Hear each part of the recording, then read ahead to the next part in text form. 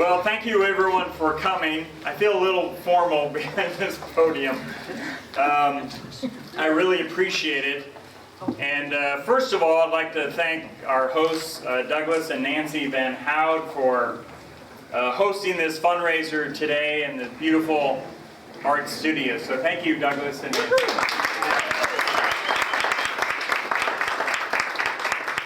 And if you want to come forward, we do have a gift, a small gift. Since it's Lincoln's birthday, I'd like to present to you a portrait of the Party of Lincoln. Fantastic. Love it. So thank you very much. So we can go on our walk. Lots of room up the staircase. Yeah, we can definitely. Thank you.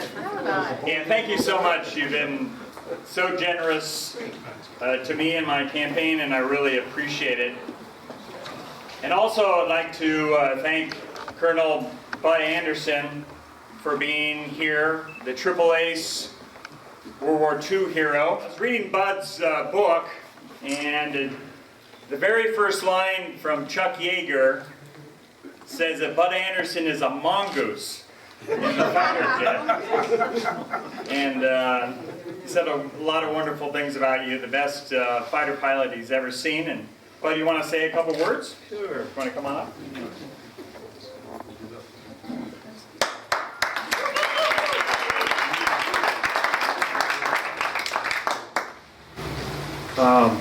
I think most of you know I am a native. I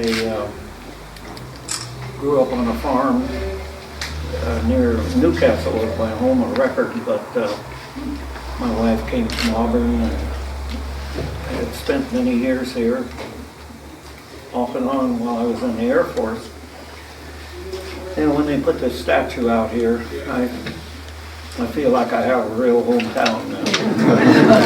And I didn't know Kevin for a long time, but since I've retired in the area, we have come across each other and have discussions. And I know he's a veteran, and I like to see veterans get into various places and in politics. And I wish you all the luck in the world. Thank you, Bud.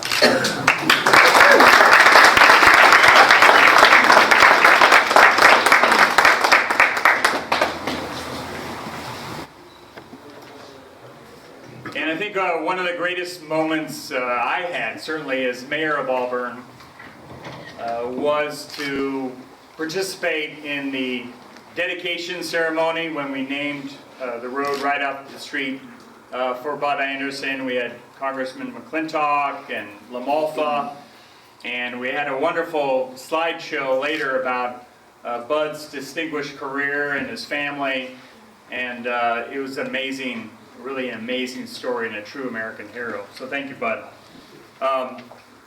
I will be brief because I can tell there's a big ram in the back, and if I go too long, I'll be pushed off the stage rather rapidly. I just want to express my gratitude for all your help here tonight, and the many people who have contributed to my campaign, written me letters urging me to hang in there and continue to fight. And it really makes a big difference when you're running in a campaign and you're getting up early, going to events, then you're working, and then you're escaping for a lunch event, and then after work you're going to an evening event, and then something the next morning. That's what happens to candidates who try to run for office when they have a full-time job. And but it's really enjoyable, and every note of encouragement is worth a lot to me. And I have a bulletin board at our house that I tack all the wonderful notes that I'm getting from all my supporters, and it really keeps me going. So I really appreciate that. I think it's important to participate in our republic as citizens. I think sometimes we find that the key decisions are whether is government being served in the service of people or whether we are serving the government.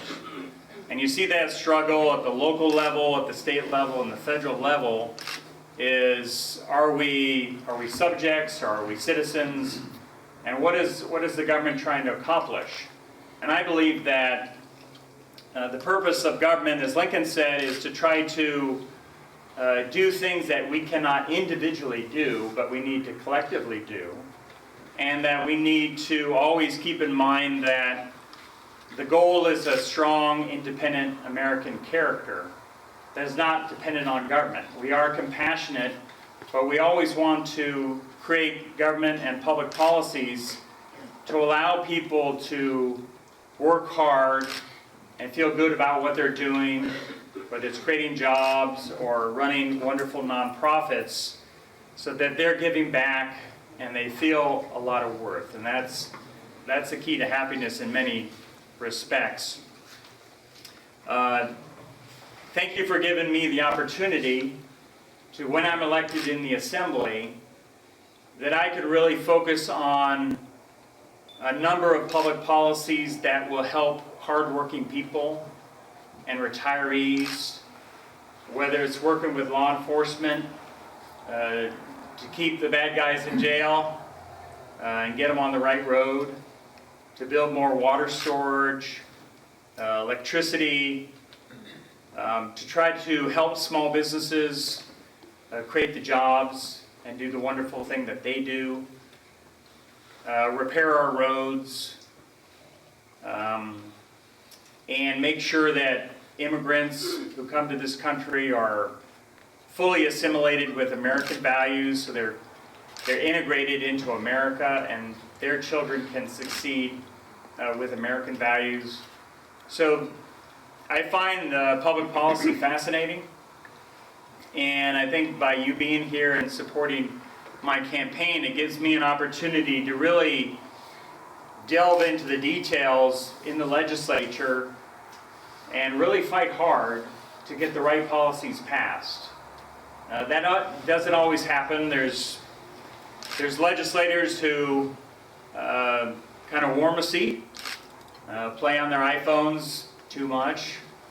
But there are also some good legislators who really care about what they're doing and don't forget that there are a lot of hardworking people out there that depend on them.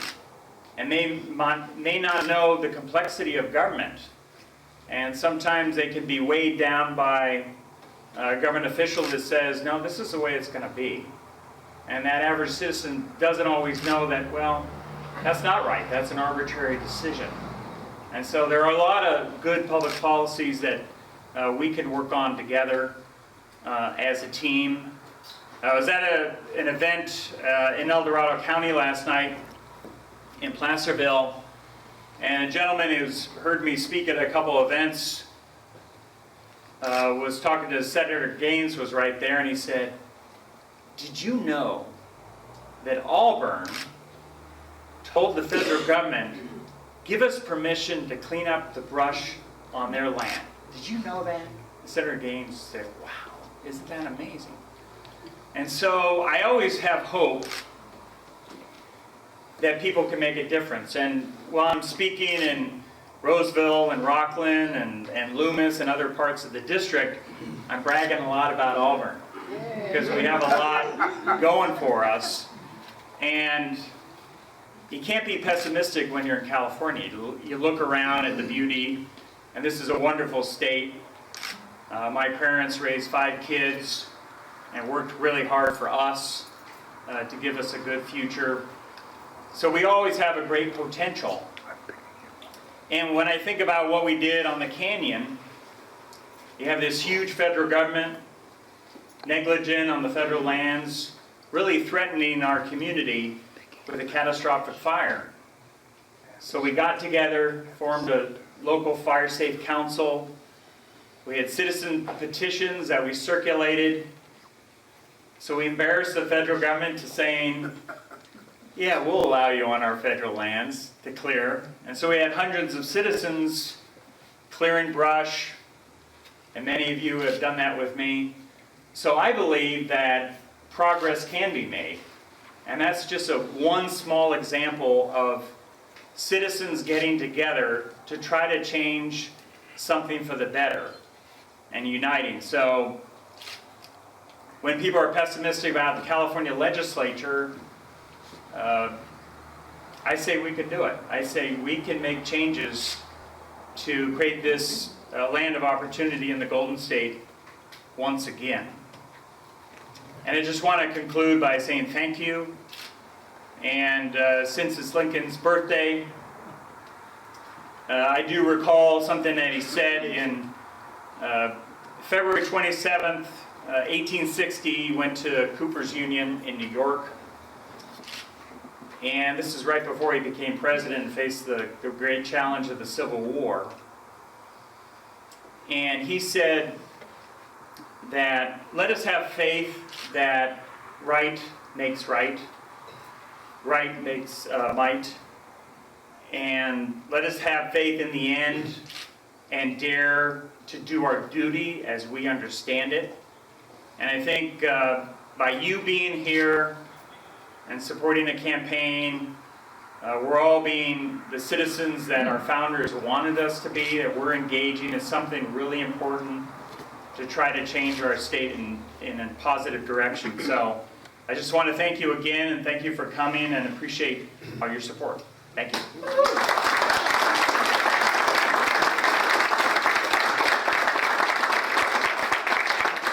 I support Kevin Hanley for the Assembly because he understands that California needs a healthy business climate, and we are doing everything we can not to have one.